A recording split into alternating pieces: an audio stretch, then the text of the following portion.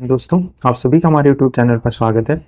हम लोग जो पीआईक्यू सीरीज चला रहे थे उसमें हम लोगों ने पीआईक्यू में हिंदी सीरीज जो थी वह हम लोगों ने पूरा कंप्लीट कर लिया है। ठीक है, अब जो सामान्य जानकारी और संविधान और मूल विधि का पीआईक्यू सीरीज है वो स्टार्ट करेंगे। तो इसमें सबसे पहले हम लोग सिलेबस देखेंगे और सिलेबस में देखेंगे कौन सी चीज़ें कितनी ज़्यादा इंपॉर्टेंट है वो चीज़ें एक बार हम लोग जरूर देख लेंगे। तो किस सेक्शन में, इसमें सामान्य जानकारी में मतलब टोटल सब्जेक्ट जितने भी होते हैं जीएस के वो सारे हैं। तो हम लोग एक एक सब्जेक्ट एक एक दिन में उठाएंगे और सारी जितने पीआईक्यू हैं वो कवर कर लेंगे। ठीक है, और मूल विधि में कुछ चीज़ें छोड़ने वाली है वो छोड़ देंगे, बाकी जो अधिनियम है अधिनियम सारे हम लोग कवर कर लेंगे। ठीक है, तो यहाँ से हम लोग एक बार सिलेबस इसका देख लेंगे। सामान्य जानकारी में देखो हम लोग को पढ़ना क्या क्या है वह देखते हैं। ठीक है, तो इसमें देखो सामान्य विज्ञान के क्वेश्चन आते ही आते हैं तो वो हम लोग को कवर करना है। ठीक है, तो पर्यावरण का पूछा गया है तो उसके क्वेश्चन है वो देख लेंगे। भारत का इतिहास एवं संस्कृति, इससे जो क्वेश्चन आए हुए हैं वो कवर करेंगे। और भारतीय अर्थव्यवस्था ये भी कवर कर लेंगे हम लोग। भारतीय कृषि वाणिज्य एवं व्यापार जो है ये भी हम लोग कवर करेंगे। फिर विश्व एवं भारत का भूगोल एवं प्राकृतिक संसाधन जो है ये क्वेश्चन जो आए हुए हैं ये लोग हम लोग पूरा कवर करेंगे। ठीक है, और जनसंख्या एवं नगरीकरण जो है ये भी कवर करेंगे। तो ये तो इसी में कवर हो जाएगा आपका, मान लीजिए, लेकिन इसका अलग इन्होंने चैप्टर दिया है तो कोई बात नहीं, लेकिन भूगोल का ही चैप्टर होता है तो उसी के साथ हम लोग कवर करेंगे। फिर उत्तर प्रदेश की शिक्षा, संस्कृति एवं सामाजिक प्रथाओं के संबंध में विशिष्ट जानकारी ये कवर करेंगे। फिर उत्तर प्रदेश राजस्व हो गया, पुलिस प्रशासनिक व्यवस्था हो गई, मानवाधिकार हो गया, आंतरिक सुरक्षा एवं आतंकवाद, भारतीय एवं उसके पड़ोसी देशों के बीच संबंध। और इसमें जो समसामयिक का चैप्टर दिया हुआ है तो वो हम लोग छोड़ देंगे, क्योंकि समसामयिक का उस समय का आया हुआ होगा तो उसको पढ़ने का कोई मतलब नहीं है। समसामयिक का अभी जो करंट में चल रहा है वो चीज़ें देखने की ज़रूरत है। ठीक है, और कंप्यूटर कौशल का जो है तो ये देख लेंगे क्योंकि इससे क्वेश्चन बनते हैं तो ये जरूरी है। और सोशल मीडिया कम्युनिकेशन ये भी जरूरी है, ये भी हम लोग देख लेंगे। फिर पार्ट बी में क्या दे रहा है, भारतीय संविधान एवं राज्य व्यवस्था। तो इसके तो देखो हम अलग से भी क्वेश्चन आपके सीरीज एक बना रहे हैं, वो कंप्लीट करने के बाद में करीब में हम 10 प्रैक्टिस सेट करवाएंगे आपके, करीब में 40-40 क्वेश्चन के। ठीक है, 400 क्वेश्चन करवा देंगे पॉलिटी के पूरे, और 400 क्वेश्चन मतलब सेलेक्टेड क्वेश्चन होंगे और उसमें रिवीजन के तौर पे हम लोग ऐसे करेंगे ना कि मतलब एक क्वेश्चन में कई सारे क्वेश्चन हम लोग कवर कर लें जब रिवीजन करेंगे। तो पॉलिटी के लिए आप लोग वो कर लेंगे और फिर ये भी जो पीआईक्यू है ये भी हम लोग पूरा कवर करेंगे। और जो वो सीरीज हम चालू करेंगे ना तो उसमें पीआईक्यू नहीं रखेंगे, जो ये आए हुए हैं फिलहाल जो ज़्यादा इंपॉर्टेंट होंगे वो रख लिया जाएगा, लेकिन ऐसे ज़्यादा क्वेश्चन पीआईक्यू नहीं रखा जाएगा, क्योंकि पीआईक्यू हम लोग इधर कवर कर लेंगे तो उधर देखने का कोई मतलब नहीं है। फिर उसके भाग सी में जो मूल विधि में दिया है तो इसमें देखो हम लोग सिर्फ अधिनियम पढ़ लेंगे, अधिनियम का जितना भी सेक्शन है वो पूरा कवर कर लेंगे, क्योंकि अधिनियम तो वही है, वो तो बदला नहीं गया है, तो ये पूरी वही हम लोग पूरा कवर करेंगे।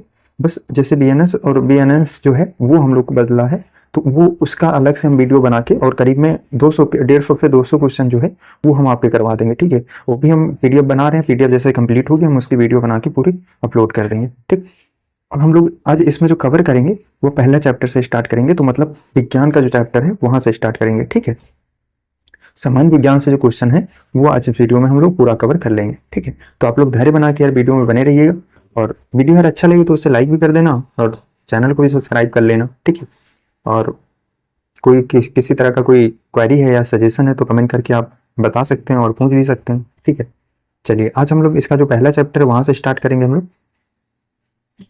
और इसमें देख सकते हो आप लोग जो पेपर है, पेपर का जो कौन कौन से पेपर पूछे गए हैं वो 21 पूरा पूछा है इसमें, और आपका 17 का रखा है। फिर 16 में जो पेपर हुआ वो रखा है इन्होंने, और यूपीएसआई मेंस एग्जाम 2014 हुआ था वो भी रखा है। ठीक है, 11 का रखा है यूपीएसआई रैंकर पार्ट 2000 पार्ट 1 2011 में जो हुआ है उसके जो क्वेश्चन आए हैं वो भी रखे हैं हम लोग इसमें। ठीक, और भी बाकी जो एग्जाम हुए हैं वो सारे इसमें हैं, तो आप लोग देख लेना, क्योंकि टेलीग्राम में इसकी पीडीएफ तो हम डाल ही देंगे। और यहाँ पे इन्होंने पूरा ये दिखा के रखा है कि कौन सा चैप्टर कितना वेटेज है। ठीक है, तो समसामयिकी का जो विषय है ना उससे ज़्यादा क्वेश्चन इन्होंने सबसे ज़्यादा क्वेश्चन पूछा है, मतलब करंट का, तो 3-4 क्वेश्चन करंट के आएंगे ही आएंगे, ये समझ लो। ठीक है, भारत का इतिहास एवं संस्कृति उसके बाद सबसे ज़्यादा हमको लग रहा है उसी से पूछा गया।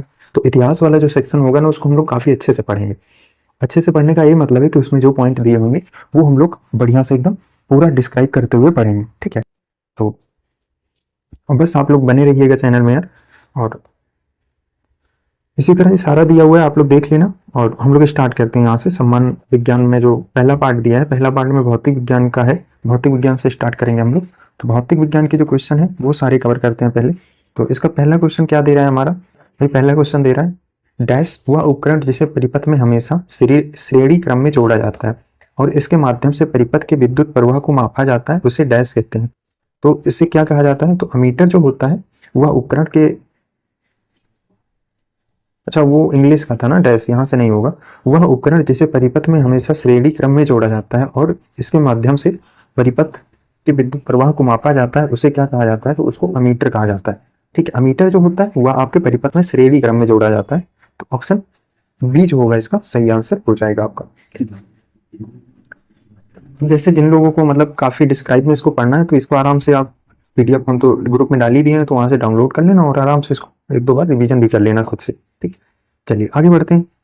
यह वीडियो का मतलब ये है कि जैसे कि आप लोग को एक बेसिक नजरिया चल जाएगा ना, पता चल जाएगा कि किस लेवल पे क्वेश्चन पूछ रहा है। उसके बाद तो आप खुद भी पढ़ सकते हो, कोई बहुत बड़ा बात नहीं है इसमें।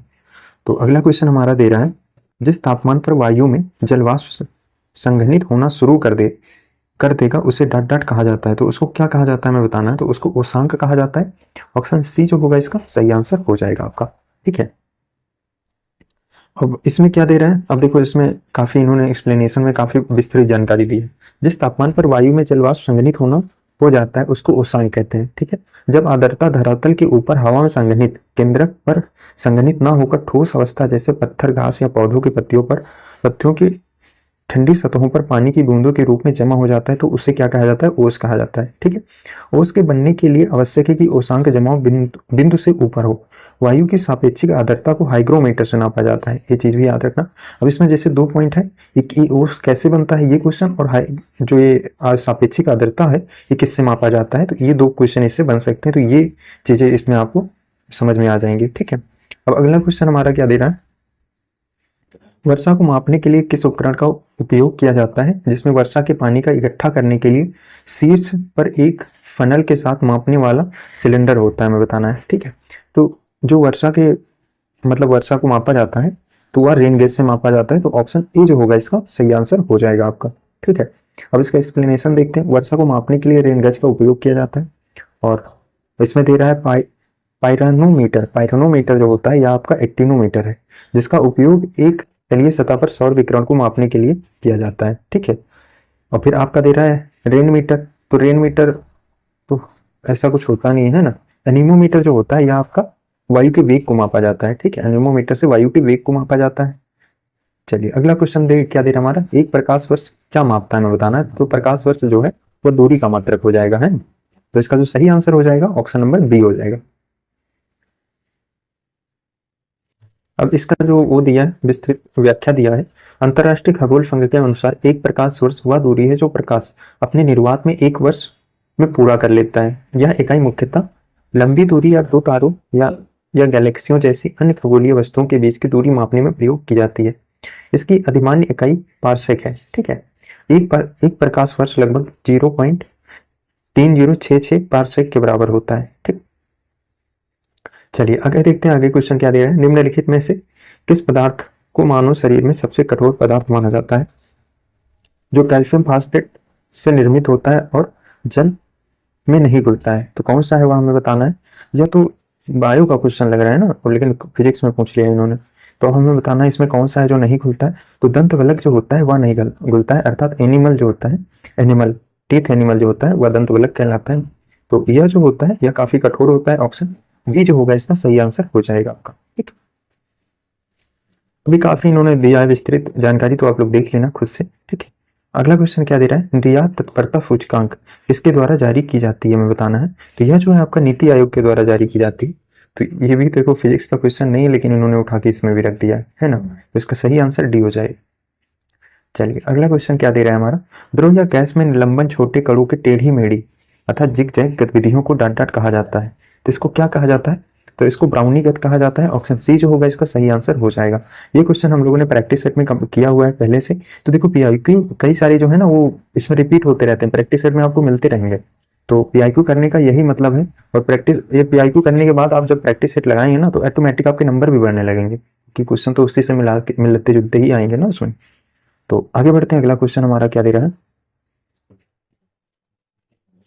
वह प्रक्रिया जिसके द्वारा वायु में जलवाष्प जल की बूंदों में परिवर्तित होती है क्या कहलाती है। तो जल की बूंदों में जो परिवर्तित होती है वह संघनन की प्रक्रिया कहलाती है। ऑप्शन बी जो होगा इसका राइट आंसर हो जाएगा।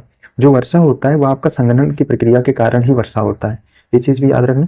आगे बढ़ते हैं, अगला क्वेश्चन देखते हैं हमारा क्या दे रहा है, वाष्पीकरण के फलस्वरूप होता है। तो वाष्पीकरण के फलस्वरूप क्या होता है, तो वाष्पीकरण जब हो जाता है ना तो शीतलन होता है वहां पर, क्योंकि जब वाष्पीकरण होता है मानव के शरीर या किसी जगह से, तो अपने साथ जो उष्मा होती है ना वो लेके उड़ जाती है, तो उसके बाद उष्मा वहां पर नहीं ना होने की वजह से शीतलन होता है। तो ऑप्शन बी जो होगा इसका सही आंसर हो जाएगा। ठीक, अब इसके मेरे हिसाब से इसका एक्सप्लेनेशन ठीक है, इसको एक बार हम लोग देख लेते हैं क्या होगा। वाष्पीकरण के फलस्वरूप शीतलन होता है क्योंकि इस प्रक्रिया में उष्मा ऊर्जा की आवश्यकता होती है। तरल फिर गैस में परिवर्तित होने पर अणुओं द्वारा ऊर्जा को अवशोषित कर लिया जाता है और इससे मूल सतह पर शीतलन शीतलन होता है। गर्मी के दिनों में पसीने के वाष्पीकरण से महसूस होने वाली ठंडक शीतलन का उदाहरण है। ठीक है, ये जो उदाहरण है काफी बार पूछा गया है, तो इसको जरूर याद रखना आप लोग कि जो गर्मी के दिनों में पसीना निकलने के बाद एकदम मतलब शीतलन महसूस होता है, मतलब ठंडक महसूस होता है, तो क्यों होता है? तो जो पसीना होता है ना, पसीना का जो वाष्पीकरण होता है तो हमारे शरीर की जो गर्मी होती है उसको साथ में लेके उड़ जाता है, तो इस वजह से फिर हमको ठंडक महसूस होने लगती है। तो इसका जो सही आंसर हो जाएगा वो हमारा हो जाएगा ऑप्शन बी अर्थात शीतलन। चलिए अगला क्वेश्चन हम देखते हैं क्या दे रहा है।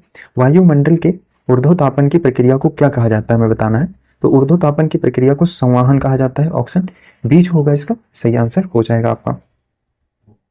चलिए अगला क्वेश्चन हम देखते हैं क्या दे रहा है। ठोस पदार्थों में उष्मांतरण की प्रक्रिया को डॉट डॉट के रूप में जाना जाता है, तो उसको किस प्रक्रिया के रूप में जाना जाता है? तो यह जो है आपका चालन प्रक्रिया के रूप में जाना जाता है। ऑप्शन डी जो होगा इसका सही आंसर हो जाएगा। अब इसका जो एक्सप्लेनेशन है वो काफी वैसा अच्छा है, देखते हैं एक बार।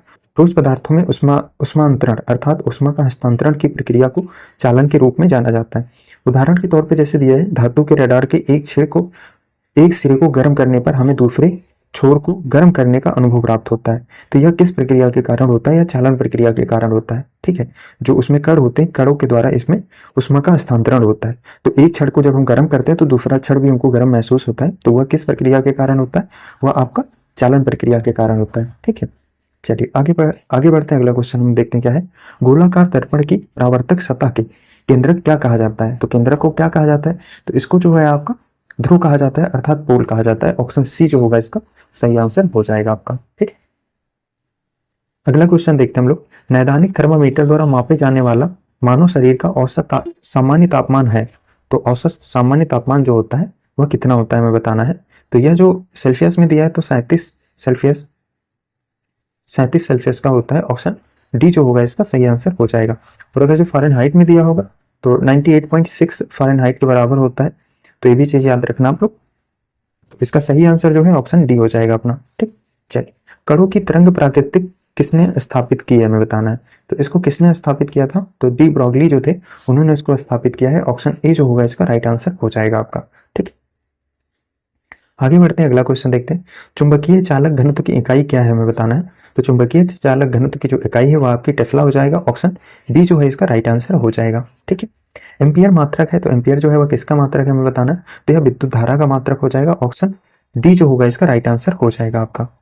द्रव्यों का घनत्व मापने के लिए किस उपकरण का उपयोग किया जाता है हमें बताना है। तो द्रव्यों का जो घनत्व मापा जाता है वो पिक्नोमीटर से मापा जाता है। तो ऑप्शन डी जो होगा इसका राइट आंसर हो जाएगा आपका। ठीक है, अब आगे जो इसमें और भी दिए गए हैं वो देखते हैं। एनीमोमीटर हम लोगों ने ऊपर अभी देख ही लिया था, इसमें वायु का वेग मापा जाता है।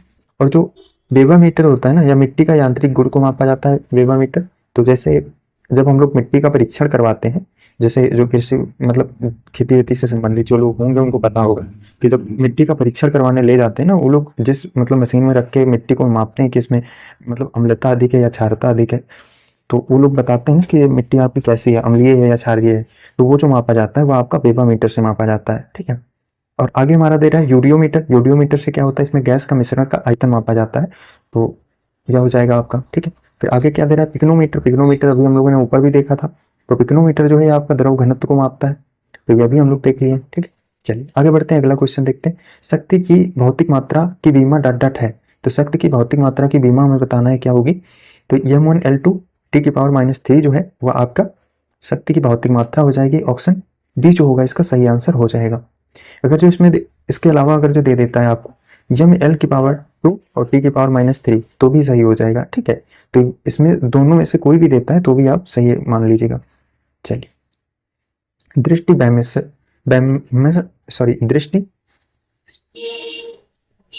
वैषम्य को किस लेंस के प्रयोग से दूर किया जाता है हमें बताना है। दृष्टि वैषम्य जो है वह आपका बेलनाकार लेंस से दूर किया जाता है। ऑप्शन बी जो होगा इसका सही आंसर हो जाएगा। ठीक है, अब इसमें हम लोग देखते हैं, इसका एक्सप्लेनेशन जो है वो इसमें पूरा अच्छे से दिया होगा। आंखों की कार्निया में लेंस के अनियमित आकार से दृश्य वैषम्य हो जाता है, उत्पन्न हो जाता है। यह दोष नेत्र में क्षैतिज और ऊर्ध्वाधर वक्रता के अंतर आ जाने के कारण उत्पन्न होता है। ठीक है, इस देखो इसमें नेत्र क्षैतिज दिशा में तो ठीक देख पाता है परंतु ऊर्ध्व दिशा में नहीं देख पाता है। फिर नेत्र ऊर्ध्व दिशा में ठीक देख पाता है परंतु क्षैतिज दिशा में नहीं देख पाता है। इसको दूर करने के लिए बेलनाकार लेंस का प्रयोग किया जाता है। ठीक है, चलिए आगे बढ़ते हैं, अगला क्वेश्चन देखते हैं। फ्रैंक व्हिटली द्वारा निम्नलिखित में से किसका आविष्कार किया गया है, बताना है। तो फ्रैंक व्हिटली जो है वो आपका जेट इंजन का आविष्कार किया था इन्होंने, तो ऑप्शन डी जो होगा इसका सही आंसर हो जाएगा आपका। ठीक है, दांतों के वर्धित छवि को देखने के लिए दंत चिकित्सकों द्वारा डांट डांट का उपयोग किया जाता है। तो किसका उपयोग किया जाता है, तो इसमें अवतल दर्पण का प्रयोग किया जाता है। अभी इसमें कंफ्यूज करने के लिए लेंस दे देगा ना, तो उसमें कंफ्यूज हो सकते हैं। ये दर्पण और लेंस जो होते हैं हमेशा एक दूसरे के उल्टा होते हैं। जैसे जो चीज आपका अवतल दर्पण से होगा वह आपका उत्तल लेंस से होगा। ठीक है, तो इसमें अपोजिट दे देते हैं। चलिए आगे बढ़ते हैं, अगला क्वेश्चन देखते हैं। अब इसका एक्सप्लेनेशन भी, क्योंकि इसमें कुछ उदाहरण दिया होगा, उदाहरण से क्वेश्चन बनता है। देखो, दांतों को वर्धित छवि को देखने के लिए दांतों के चिकित्सकों द्वारा अवतल दर्पण का उपयोग किया जाता है।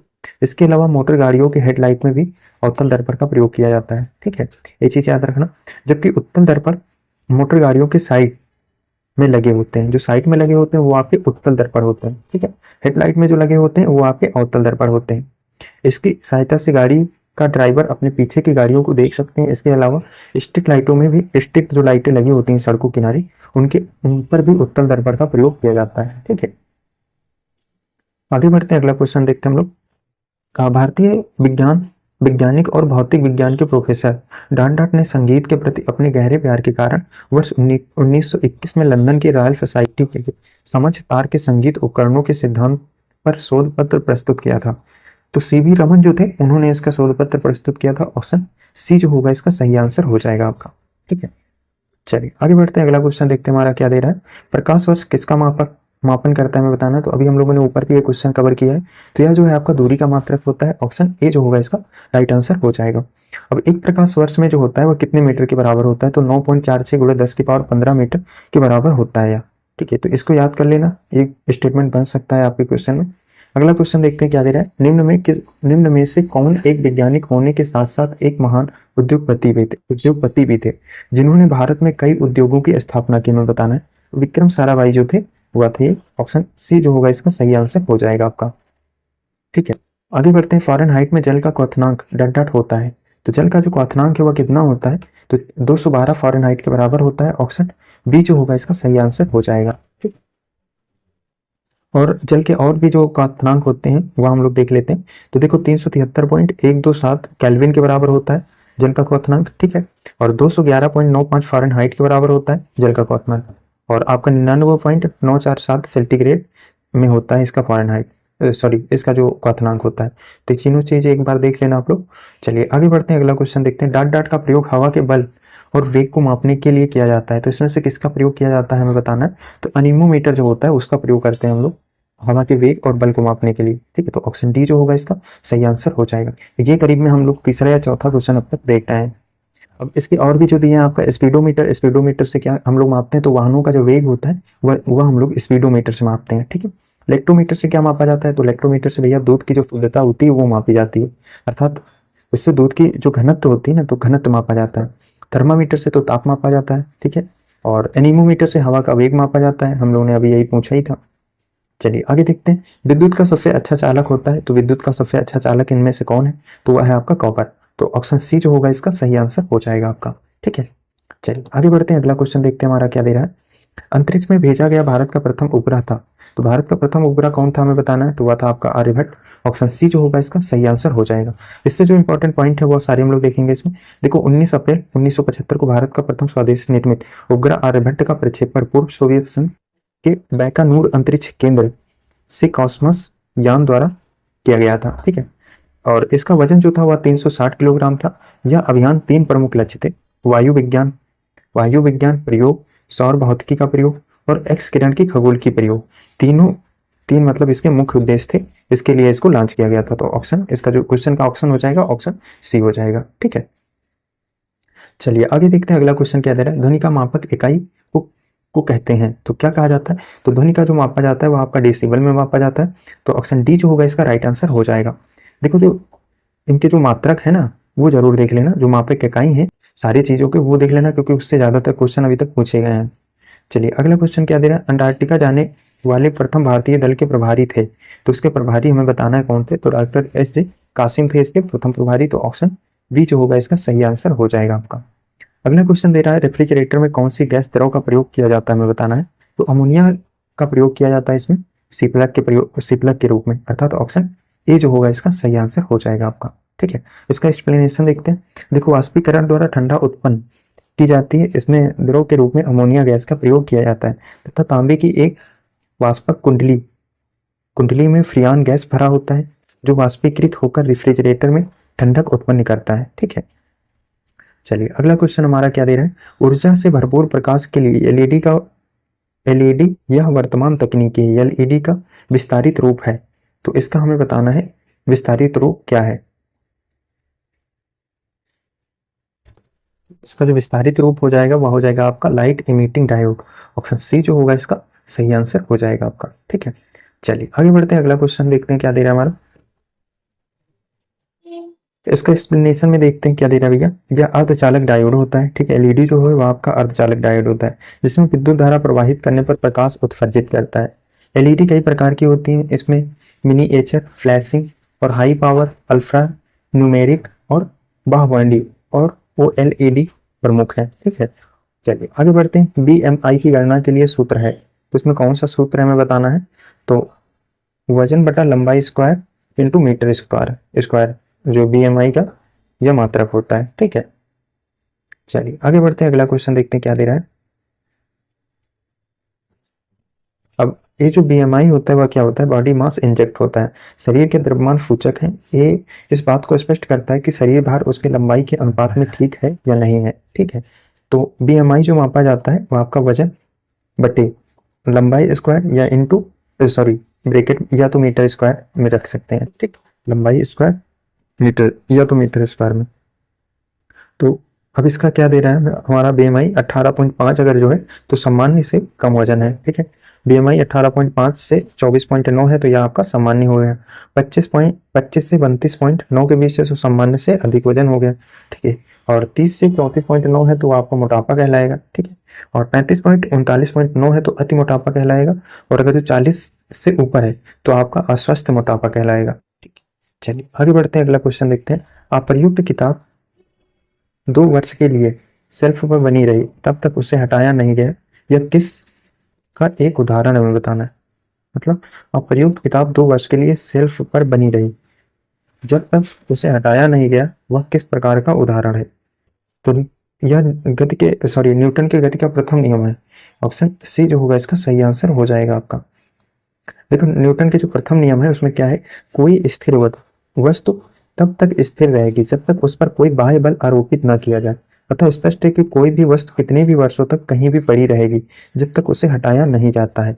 तो यह आपका न्यूटन के प्रथम गति का नियम होता है। ठीक है, चलिए आगे क्वेश्चन क्या दे रहे हैं। मैं दीवार पर सामने के लिए एक गेंद फेंकता हूँ और वह वापस मेरे पास आ जाती है, यह किसका उदाहरण है। तो यह भी आपका न्यूटन के गति का उदाहरण है, लेकिन किस गति का उदाहरण है, तो क्रिया प्रतिक्रिया का यह उदाहरण है। ऑप्शन डी जो होगा इसका सही आंसर हो जाएगा, और क्रिया प्रतिक्रिया जो है वह आपका तृतीय नियम का उदाहरण है। चलिए आगे बढ़ते हैं, अगला क्वेश्चन देखते हैं। अब इसमें और भी उदाहरण दिए हैं जो काफी एग्जाम के लिहाज से काफी इंपॉर्टेंट है। ठीक है, अब इसमें क्या है, मैं दीवार पर मारने के लिए एक गेंद फेंकता हूं और वह वापस मेरे पास आ जाती है। ठीक है, यह न्यूटन के गति का तृतीय नियम का उदाहरण है। न्यूटन का तृतीय नियम क्रिया प्रतिक्रिया का नियम है। इसके अनुसार प्रत्येक क्रिया के बराबर परंतु विपरीत दिशा में प्रतिक्रिया होती है, जैसे बंदूक की गोली निकलने पर व्यक्ति को पीछे की तरफ धक्का लगना। ठीक है, नाव से किनारे कूदने पर नाव का पीछे की ओर हट जाना, ये जो है आपके सारी क्रिया प्रतिक्रिया का नियम हो जाएगा। ठीक है, चलिए आगे बढ़ते हैं, अगला क्वेश्चन क्या दे रहा है। परमाणु के नाभिक के अंदर कौन सा कण होता है हमें बताना है। तो प्रोटॉन और न्यूट्रॉन इसके अंदर कण होते हैं। ऑप्शन बी जो होगा इसका सही आंसर हो जाएगा। डेसिबल इस इकाई है, तो यह किसका इकाई है, तो यह आपका ध्वनि की तीव्रता का इकाई हो जाएगा। ठीक, अभी हम लोगों ने क्वेश्चन ऊपर भी देखा था, वही क्वेश्चन यहाँ पे दे दिया है। अब इसमें कुछ चीजें और दी हुई है, जिससे ध्वनि की तीव्रता का मापक डेसिबल है, इसको डीबी से भी प्रदर्शित किया जाता है। मनुष्य में कान 0 डेसिबल से अधिक, मतलब 0 डेसिबल से अधिक और 180 डेसिबल तक के शोर को सामना कर सकते हैं। ठीक है, समान बातचीत की जो ध्वनि की तीव्रता जो होती है वह 60 डेसिबल के आसपास होती है। चलिए आगे बढ़ते हैं। प्रतिध्वनि उत्पन्न होने का कारण है ध्वनि का क्या होता है? तो परावर्तन होता है ध्वनि का, तो उसके कारण से हमें प्रतिध्वनि सुनाई देती है। ऑप्शन सी जो होगा इसका सही आंसर हो जाएगा। सर्वोत्तम विद्युत चालक है, तो सर्वोत्तम विद्युत चालक जो है वो कौन सा है इसमें? तो देखो सर्वोत्तम जो है इस इनमें से वो आपका चांदी हो जाएगा। उसके बाद क्या आएगा?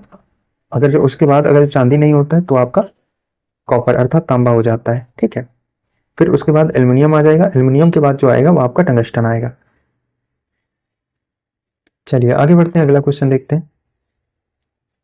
सौर ऊर्जा का स्रोत है, तो इसमें सौर ऊर्जा स्रोत है तो नाभिकीय संलयन का स्रोत है, नाभिकीय संलयन। ऑप्शन ए जो होगा इसका सही आंसर हो जाएगा। ठीक है, आगे बढ़ते हैं, अगला क्वेश्चन देखते हैं क्या दे रहा है। वेरी लाइट पिस्टल का प्रयोग रात में किस लिए किया जाता है हमें बताना है। तो यह जो है आप किसी स्थल को कुछ देर के लिए प्रकाशित करने के लिए बैटरी लाइट पिस्टल का प्रयोग किया जाता है, तो ऑप्शन डी जो होगा इसका सही आंसर हो जाएगा। और यह भी हम लोगों ने प्रैक्टिस सेट में किया हुआ है, जो अभी हम लोग चला रहे हैं ना जीएस और संविधान का जो प्रैक्टिस सेट, उसमें ये क्वेश्चन हम लोगों ने कवर किया है। और यह जो आया हुआ है यूपीएसआई रैंकर का 2011 का क्वेश्चन आया हुआ है। ठीक है, चलिए अगला क्वेश्चन क्या दे रहे हैं। अन्वेषण के दौरान झूठ पकड़ने के लिए निम्न में किसका प्रयोग किया जाता है हमें बताना है। तो एक क्या है, नार्को टेस्ट, ब्रेन मैपिंग और पॉलीग्राफ, तीनों का प्रयोग किया जाता है, तो ऑप्शन डी जो होगा इसका सही आंसर हो जाएगा। और ये भी हम लोगों ने पीआईक्यू में कवर किया है। ठीक, चलिए अगला क्वेश्चन देखते हैं क्या दे रहा है हमारा। भोजन ऊर्जा को मापने के यूनिट का नाम है, तो किस यूनिट में मापा जाता है भोजन की ऊर्जा को? तो ये आपका कैलोरी में मापा जाता है। ऑप्शन डी जो होगा इसका सही आंसर हो जाएगा। ठीक है, निम्न में से विश्व का प्रथम संचार उपग्रह कौन सा है हमें बताना है। तो आपका टेलस्टार 1 जो है वो आपका विश्व का प्रथम संचार उपग्रह है, तो ऑप्शन सी जो होगा इसका सही आंसर हो जाएगा। ठीक, चलिए आगे बढ़ते हैं, अगला क्वेश्चन देखते हैं। इसमें ध्वनि की गति सर्वाधिक होती है, तो ध्वनि की गति जो है सर्वाधिक किन में होती है हमें बताना है। तो यह जो है आपकी बर्फ में होती है। ऑप्शन ए जो होगा, सॉरी बी जो होगा इसका सही आंसर हो जाएगा। ठीक, और ध्वनि की गति जो है निर्वात में शून्य होती है, ये चीज जरूरी याद रखना कि निर्वात में जो है आपका ध्वनि की जो चाल होती है वो शून्य हो जाती है। आगे चलते हैं, अगला क्वेश्चन देखते हैं। किस उपकरण का उपयोग मानचित्र पर दूरी मापने के लिए किया जाता है। तो इसमें जो ओपिस ओपिसोमीटर है वह आप ओपिसोमीटर का प्रयोग किया जाता है इसमें, तो ऑप्शन डी जो होगा इसका सही आंसर हो जाएगा आपका। पलायन वेग किसे कहते हैं, ये भी क्वेश्चन हम लोगों ने कवर किया हुआ है, शायद आज ही के प्रैक्टिस सेट में कवर किया है या तो किसी पुराने वाले में कवर किया, लेकिन ये क्यों मतलब प्रैक्टिस सेट में हम लोग इसको कवर किए। तो वह वेग है जिससे उपग्रह पृथ्वी की गुरुत्वीय शक्ति से बाहर निकल जाए, तो आपका पलायन वेग कहलाता है। ऑप्शन बी जो होगा इसका सही आंसर हो जाएगा। ठीक है, तो देखो पृथ्वी का पलायन वेग जो है वो आपका 11.2 किलोमीटर पर सेकेंड है। पलायन वेग यह होता है कि किसी भी मतलब कोई ऐसी वस्तु जो उस वस्तु मतलब किसी भी ग्रह से इतनी स्पीड में फेंका जाए कि वो बाहर चली जाए उसके कक्षा से और वो वापस ना आए, उसको पलायन वेग कहा जाएगा। तो सब ग्रहों का जो है वह अलग अलग है, तो पृथ्वी का जो है वो आपका पलायन वेग 11.2 किलोमीटर पर सेकंड है। अगर जो पृथ्वी से कोई चीज है वो हम लोग 11.2 किलोमीटर पर सेकंड की स्पीड से फेंकते हैं तो वो पृथ्वी से बाहर चली जाएगी और वह पृथ्वी पर वापस नहीं आएगी।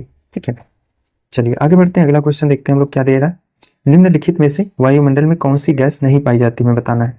तो इनमें से कौन सी है जो वायुमंडल में नहीं पाई जाती है। ठीक है, तो क्लोरीन जो गैस है वो आपके वायुमंडल में नहीं पाई जाती। ऑप्शन डी जो होगा इसका सही आंसर हो जाएगा। ठीक है, अब आगे इसमें और भी जो गैस है उनकी प्रतिशतता दी गई है, ये देख लेना, क्योंकि यार इसको प्रतिशतता वाला जो आपको मिलान करने को दे देगा या सीक्वेंस ही पूछ लेगा तो थोड़ा दिक्कत हो सकता है, तो एक बार इसको भी देख लेना आप लोग। पृथ्वी के चारों ओर सैकड़ों किलोमीटर की मोटाई में लपेटने वाले गैसीय आवरण को वायुमंडल कहा जाता है। इसका संगठन निम्न प्रकार है। संगठन जो इनकी प्रतिशतता है वह देखेंगे तो नाइट्रोजन जो है सबसे अधिक मात्रा में पाई जाती है, 78.08% जो है नाइट्रोजन पाई जाती है। ऑक्सीजन जो है वह आपकी 20.90% पाई जाती है। आर्गन जो है वह आपका 0.93% पाई जाती है। कार्बन डाइऑक्साइड जो है वह आपकी 0.03% पाई जाती है। नियान जो है वह आपकी 0.0018% नियॉन पाई जाती है। और हीलियम जो है वो आपकी 0.005% पाई जाती है, ठीक है। ओजोन जो है वह आपकी 0.4 टाइम 0 फिर 6% पाई जाती है, ठीक है। हाइड्रोजन जो है वह सबसे कम पाई जाती है, अर्थात 0.4 टाइम 0 फिर 5% पाई जाती है, ठीक है। इसके अलावा मीथेन, क्रिप्टॉन और ज़ेनॉन अत्यंत अल्प मात्रा में पाए जाते हैं, ठीक है। चलिए आगे बढ़ते हैं। प्रकाश की तरंग का सिद्धांत किसके द्वारा प्रतिपादित किया गया था, हमें बताना है। तो ये इनका जो तरंग का सिद्धांत था वह आपका हाइगेज के द्वारा प्रतिपादित किया गया था, ठीक है। लेकिन हाइगेज इसमें नहीं दिया गया है, एक मिनट, इसमें दिया गया है हाइगेज, ठीक। चलिए कौन सा भारी जल है हमें बताना है। तो ड्यूटेरियम जो होता है वो आपका भारी जल होता है, ऑप्शन ए जो होगा इसका सही आंसर हो जाएगा। आगे देखते हैं, जब किसी पदार्थ का तापक्रम बढ़ता है तो उसके अणुओं के माध्य गतिज ऊर्जा के मान पर क्या प्रभाव पड़ता है, हमें बताना है। तो उसका जो गतिज ऊर्जा होता है वो बढ़ता है, तो ऑप्शन ए जो होगा इसका सही आंसर हो जाएगा आपका, ठीक है। तारापुर में भारत का प्रथम परमाणु रिएक्टर स्थापित किया गया था, उसका नाम क्या था, हमें बताना है। तो उसका नाम हमें बताना है क्या है तारापुर वाले का, तो उसका नाम है आपका अप्सरा, ऑप्शन ए जो होगा इसका सही आंसर हो जाएगा। अप्सरा के बारे में कुछ चीजें देख लेंगे, इसकी स्थापना कब हुई थी और इनमें किन धातुओं का प्रयोग किया जाता है। तो अप्सरा रिएक्टर एशिया का पहला परमाणु रिएक्टर था, ठीक है। एशिया का पहला परमाणु रिएक्टर था जो वर्ष 2010 में कार्य करना बंद कर दिया, ठीक है। परमाणु रिएक्टर में ईंधन के रूप में यूरेनियम, थ्योरियम और प्लूटोनियम का प्रयोग किया जाता था, ठीक है। निम्न में वायु दाब को मापने वाला उपकरण कौन सा हमें बताना है। तो आपका बैरोमीटर जो है वह आपके वायु दाब को मापता है, तो ऑप्शन बी जो होगा इसका सही आंसर हो जाएगा आपका, ठीक है। अब हम लोग का जो भौतिक का क्वेश्चन थे, भौतिक विज्ञान के, वो हम लोग कवर कर लिए। रसायन विज्ञान में अब हम लोग प्रवेश करेंगे और इसके जो क्वेश्चन है वो कवर कर लेंगे, फिर उसके बाद हमारा बायोलॉजी का बचेगा तो वो भी हम लोग देख लेंगे, ठीक है। तो पहला क्वेश्चन क्या दे रहा है, ठोस carbon dioxide co dot dot भी कहा जाता है, तो इसको सूक्ष्म क्या कहा जाता है भैया, सूक्ष्म हिम भी कहा जाता है, ड्राई आइस, ऑप्शन बी जो होगा इसका सही आंसर हो जाएगा, ठीक है। एक्सप्लेनेशन जो है इसका थोड़ा इंपॉर्टेंट होगा, एक बार देखते हैं हम लोग। ठोस कार्बन डाइऑक्साइड को सूक्ष्म बर्फ भी कहा जाता है, ड्राई आइस भी कहा जाता है।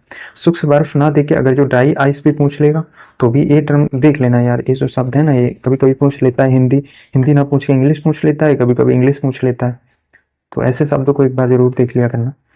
और सूक्ष्म बर्फ हवा में ठोस कार्बन डाइऑक्साइड द्वारा निर्मित एक ठंडी सफेद घनी धुंध होती है। इसे मुख्य रूप से शीतलक एजेंट के रूप में उपयोग किया जाता है क्योंकि इसका तापमान पानी की तुलना में कम होता है और मुख्य रूप से यह अवशेष नहीं छोड़ता है।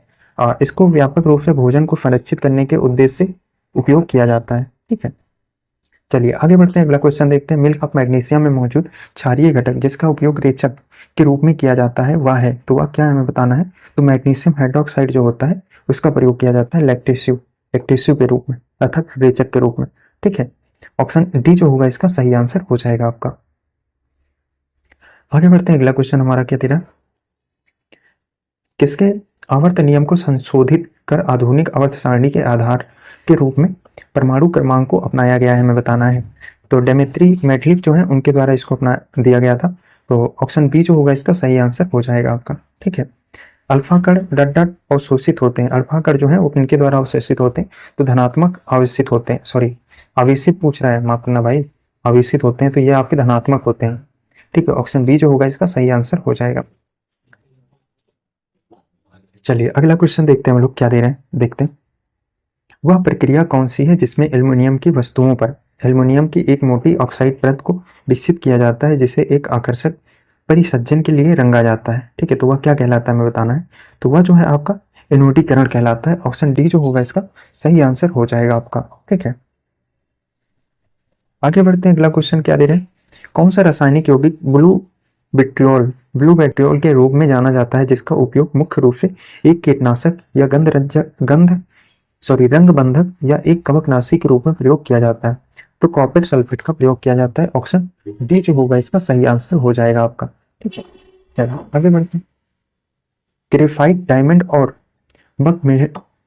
बकमिस्टर फ्लोरीन किस तत्व के आपरूप है हमें बताना है। तो कार्बन के आपरूप हो जाएंगे, ऑप्शन ए जो होगा इसका सही आंसर हो जाएगा आपका, ठीक है। बोरान, सिलिकॉन और जर्मेनियम जैसे तत्वों को डॉट डॉट के रूप में वर्गीकृत किया गया है। ये जो तत्व हैं किन के रूप में वर्गीकृत किया गया हमें बताना है। तो ये जो है आपके उपधातु के रूप में इनको वर्गीकृत किया गया है, ऑप्शन बी जो होगा इसका सही आंसर हो जाएगा, ठीक है।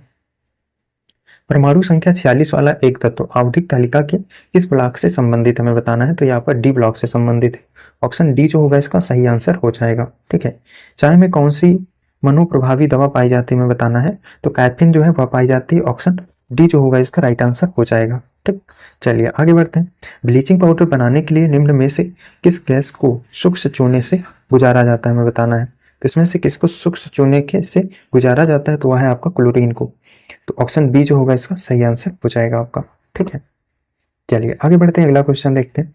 निम्नलिखित में से कौन सा जिंक का एक अयस्क है हमें बताना है, तो स्फेलेराइट जो है वो आपका जिंक का एक अयस्क हो जाएगा, ऑप्शन ए जो है इसका सही आंसर हो जाएगा।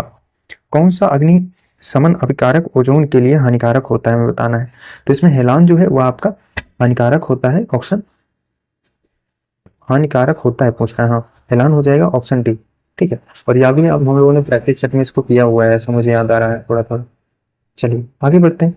निष्कर्षण बोतल बनाने में इस्तेमाल होने वाला डॉट डॉट पॉलीमर क्या है, तो यह आपका ज्यादा घनत्व का पॉली एथिलीन होता है, ऑप्शन डी जो होगा इसका सही आंसर हो जाएगा आपका। ठीक, आगे बढ़ते हैं, अगला क्वेश्चन हमारा क्या दे रहा है देखते हैं। बुलेट प्रूफ वस्त्र बनाने के लिए कौन सी सामग्री प्रयोग की जाती है हमें बताना है, तो स्पेक्ट्रा जो होता है वह इसमें प्रयोग की जाती है, ऑप्शन डी जो होगा इसका सही आंसर हो जाएगा आपका। ठीक है, इसमें केवलार कपड़ा भी प्रयोग किया जाता है, केवलार का इसमें शायद दिया होगा। बुलेट प्रूफ वस्त्र बनाने के लिए स्पेक्ट्रा सामग्री प्रयोग की जाती है। बुलेट प्रूफ को स्पेक्ट्रा के बुने केवलार, हाँ ये बुने केवलार की परतों को केवलार धागे के उपयोग करके एक साथ बनाया जाता है। ठीक है, स्पेक्ट्रम शील्ड को क्रेटन की तरह लेपित किया जाता है, फिर पॉलीथीन फिल्म की 2 शीट्स के बीच सील कर दिया जाता है। ठीक है, चलिए रदरफोर्ड द्वारा किस प्रयोग ने नाभिक के अस्तित्व को साबित कर दिया था हमें बताना है, तो गोल्ड फाइल प्रयोग जो था उससे इन्होंने इसको साबित किया था, तो ऑप्शन डी जो होगा इसका सही आंसर हो जाएगा। इनमें से कौन सा एक कृत्रिम कीटनाशक नहीं हमें बताना है, तो पैराकीट जो है वो आपका कृत्रिम कीटनाशक नहीं है, ऑप्शन डी जो होगा इसका सही आंसर हो जाएगा। उच्च शुद्धता का जर्मेनियम डॉट डॉट द्वारा प्राप्त किया जाता है। ठीक है, तो किसके द्वारा प्राप्त किया जाता है, तो क्षेत्र परिशोधन जो है उसके द्वारा इसको प्राप्त किया जाता है, ऑप्शन डी जो होगा इसका सही आंसर हो जाएगा। ठीक है, निम्नलिखित में से कौन सा तत्व एक अधातु है जो कक्षीय तापमान पर द्रव अवस्था में रहता है हमें बताना है, तो ब्रोमीन जो है वह आपका अधातु है, ऑप्शन बी जो होगा इसका सही आंसर हो जाएगा। ठीक है, आगे बढ़ते हैं। निम्नलिखित में से किस तत्व की परमाणु त्रिज्या सबसे छोटी होती है हमें बताना है, तो क्लोरीन की जो है वह परमाणु त्रिज्या सबसे छोटी होती है, ऑप्शन बी जो होगा इसका राइट आंसर हो जाएगा। CH3 COO CH2 CH3 dot dot का रासायनिक सूत्र है, तो आपका इथिल एथोनोएट का जो है यह रासायनिक सूत्र हो जाएगा, ऑप्शन सी जो है इसका सही आंसर हो जाएगा। ठीक है, मिश्र धातु गुलाब सोने में, आज ही इस हम लोग क्वेश्चन कवर किए हैं प्रैक्टिस सेट में, तो इसमें पूछ रहा है क्या है, सोने के अलावा अन्य कौन सा धातु इसमें शामिल किया जाता है हमें बताना है, तो इसमें तांबा प्रयोग किया जाता है, ऑप्शन डी जो होगा इसका सही आंसर हो जाएगा। ठीक है, आगे बढ़ते हैं, अगला क्वेश्चन क्या दिया है। मोनोमर कैप्रोलैक्टम का किस बहुलक को प्राप्त करने के लिए बहुलकीकरण किया जाता है हमें बताना है, तो नायलॉन 6 का प्रयोग किया जाता है, ऑप्शन बी जो होगा इसका राइट आंसर हो जाएगा। CaSO4.2H2O का रासायनिक सूत्र है, तो यह जो है आपका जिप्सम का है, ऑप्शन बी जो होगा इसका राइट आंसर हो जाएगा। आगे बढ़ते हैं, अगला क्वेश्चन हमारा क्या दे रहा है।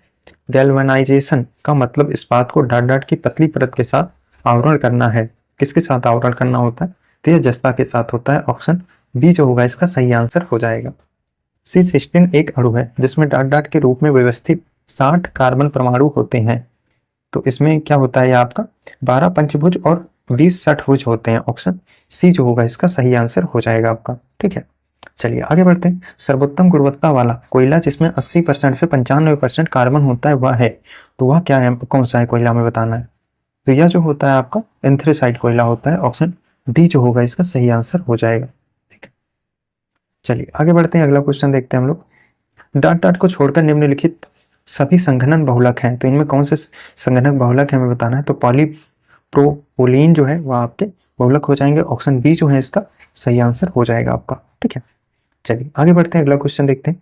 भारत में निम्नलिखित में से किस रेडियोधर्मी धातु का विश्व का सबसे बड़ा भंडार मौजूद है हमें बताना है, तो यह आपका थोरियम का भंडार मौजूद है, ऑप्शन डी जो होगा इसका सही आंसर हो जाएगा आपका। ठीक है, आगे बढ़ते हैं। काली स्याही में मौजूद अलग अलग रंगों के रंजक को अलग करने के लिए किस तकनीक का प्रयोग किया जाता है हमें बताना है। तो वर्ण लेखन तकनीक का प्रयोग किया जाता है। ऑप्शन डी जो होगा इसका सही आंसर हो जाएगा आपका। चींटियों के हमले से फसलों को सुरक्षा के लिए निम्न में से किस कीटनाशक का प्रयोग किया जाता है। तो यह है आपका कपूर का इसमें प्रयोग किया जाता है। ऑप्शन ए जो होगा इसका सही आंसर हो जाएगा। ठीक है, आगे बढ़ते हैं, अगला क्वेश्चन देखते हैं। इनमें से किसको ईंधन सेल कहा जाता है। तो ईंधन सेल किसको कहा जाता है इनमें से। तो आणविक ऑक्सीजन जो होता है उसको आपको ईंधन सेल कहा जाता है। ऑप्शन डी जो होगा इसका राइट आंसर हो जाएगा। एक बार ढाले जाने के बाद गर्म करके नरम नहीं किए जा सकने वाले प्लास्टिक को क्या कहा जाता है हमें बताना है। तो आपको थर्मोसेटिंग प्लास्टिक कहा जाता है। ऑप्शन डी जो होगा इसका राइट आंसर हो जाएगा आपका। ठीक है, चलिए आगे बढ़ते हैं। निम्नलिखित में से कौन सा विकल्प निष्क्रिय गैस नहीं है हमें बताना है। तो क्लोरीन जो है वो आपकी निष्क्रिय गैस नहीं है। ऑप्शन डी जो होगा इसका राइट आंसर हो जाएगा। साधारण नमक कौन सा है हमें बताना है। तो सोडियम क्लोराइड जो है वो आपका साधारण नमक हो जाएगा। Option B. ठीक है, गैस एजेंसियों द्वारा सिलेंडरों में भरकर दी जाने वाली कुकिंग गैस है, कौन सी गैस है हमें बताना है। तो उसमें आपकी द्रव गैस हो जाएगी। ऑप्शन ए जो होगा इसका राइट आंसर हो जाएगा। ठीक, अल्फ्रेड नोबेल ने किसका आविष्कार किया था हमें बताना है। तो डायनामाइट का इन्होंने आविष्कार किया था। ऑप्शन सी जो होगा इसका राइट आंसर हो जाएगा। आगे बढ़ते हैं, अगला क्वेश्चन देखते हैं। निम्नलिखित में से कौन बायोडीजल पौधा है हमें बताना है। तो इसमें कौन बायोडीजल पौधा है। तो रतन जोत जो है वह आपका बायोडीजल पौधा हो जाएगा। ऑप्शन बी जो है इसका राइट आंसर हो जाएगा। ठीक है, प्रकाश रासायनिक धूम कोहरे में हमेशा होता है। तो इसमें क्या प्रयोग होता है। तो इसमें ओजोन होता है। सॉरी, प्रयोग नहीं होता है, होता है मतलब। तो इसमें ओजोन होता है। ऑप्शन सी जो होगा इसका सही आंसर हो जाएगा। ठीक है, पीतल इनकी मिश्र धातु है हमें बताना है। तो किसकी मिश्र धातु है। तांबा और जस्ते का पीतल मिश्र धातु हो जाएगा। ऑप्शन बी जो है इसका सही आंसर हो जाएगा। ठीक है, आगे बढ़ते हैं, अगला क्वेश्चन क्या दे रहा है। सोडियम को किस में रखते हैं। तो सोडियम जो है मिट्टी के तेल में रखा जाता है। तो ऑप्शन ए जो होगा इसका सही आंसर हो जाएगा। फलों को पकाने के लिए कौन सी गैस प्रयुक्त की जाती है हमें बताना है। तो एथिलीन जो है इसका प्रयोग किया जाता है फलों को कृत्रिम रूप से पकाने के लिए। ठीक, चलिए आगे बढ़ते हैं। सोने के साथ कौन सी धातु मिलाई जाती है हमें बताना है। तो इसमें तो सोने के साथ जो है वह तांबा मिलाया जाता है इसको मजबूत करने के लिए। तो ऑप्शन बी जो है इसका राइट आंसर हो जाएगा। आगे अगला क्वेश्चन देखते हैं हम लोग। शुद्ध यूरेनियम किस में पाया जाता है हमें बताना है। तो यूरेनियम 335 में शुद्ध यूरेनियम पाया जाता है। ऑप्शन ए जो होगा इसका राइट आंसर हो जाएगा आपका। कुएं का पानी शुद्ध करने के लिए गैस प्रयुक्त की जाती है। तो कौन सी गैस प्रयुक्त की जाती है। तो क्लोरीन गैस जो है वह प्रयुक्त की जाती है। ऑप्शन सी जो होगा इसका सही आंसर हो जाएगा। 18 कैरेट में शुद्ध सोना पाया जाता है। तो 18 कैरेट में कितना प्रतिशत जो होता है सोना पाया जाता है। तो 75% इसमें सोना पाया जाता है। ऑप्शन बी जो होगा इसका राइट आंसर हो जाएगा। और जो आपके 24 कैरेट का होता है ना उसमें भी आपका 100% सोना नहीं पाया जाता है। करीब में 98 से 98 या 99 97 98% इसमें सोना पाया जाता है 24 कैरेट में भी।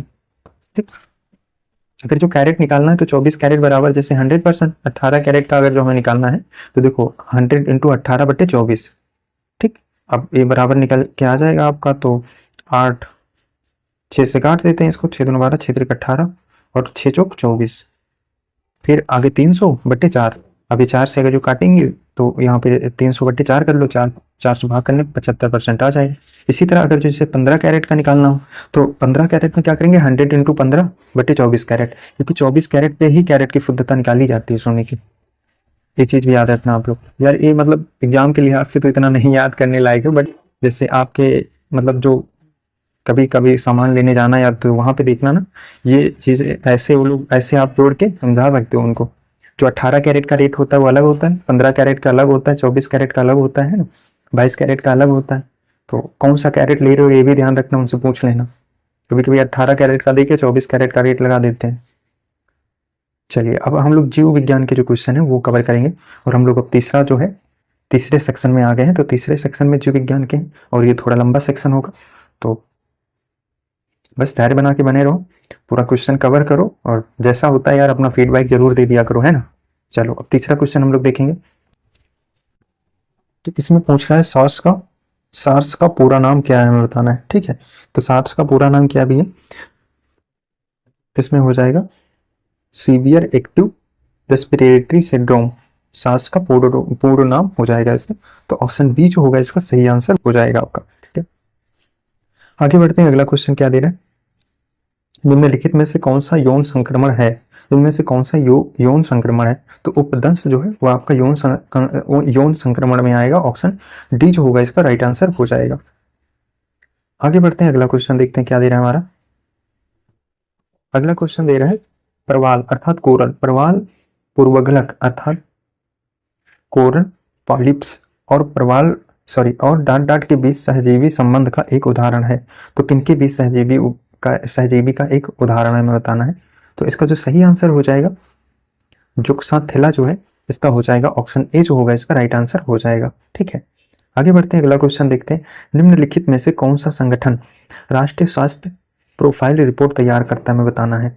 तो केंद्रीय स्वास्थ्य सूचना ब्यूरो जो है वह इसको जारी करता है। ऑप्शन बी जो होगा इसका राइट आंसर हो जाएगा। ठीक है, आगे बढ़ते हैं। निम्नलिखित में से कौन से विषाणु से स्वाइन फ्लू होता है इसमें से, तो किससे होता है हमें बताना है।